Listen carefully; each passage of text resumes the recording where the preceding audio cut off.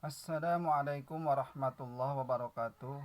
Bismillah, alhamdulillah, wassalatu wassalamu ala rasulillah Sayyidina Muhammadin bi abdillah wa ala alihi wa ashabihi wa mawala amma ba'd.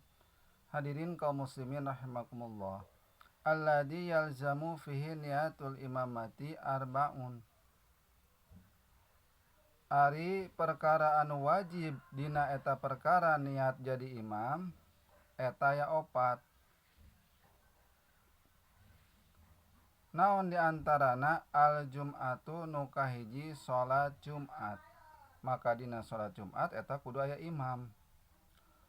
Wal muadatu jeung kadua salat muadah, artina salat anu di waktu-waktu.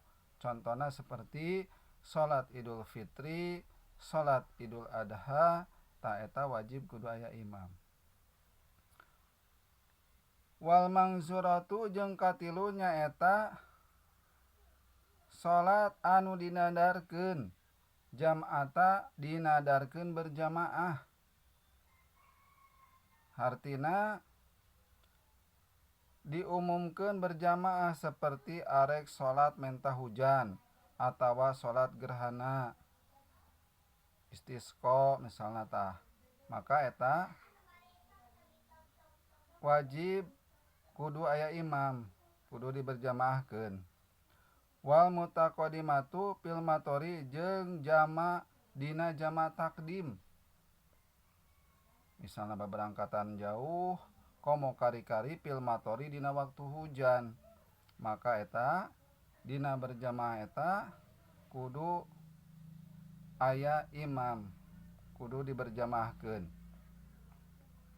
Tetapi memang sok sanajan sorangan ge mangga wae tiasa wae.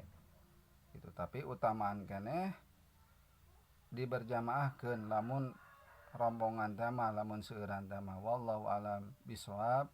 Mugi aya manfaatna. Billahi taufiq wal hidayah. Wassalamualaikum warahmatullahi wabarakatuh.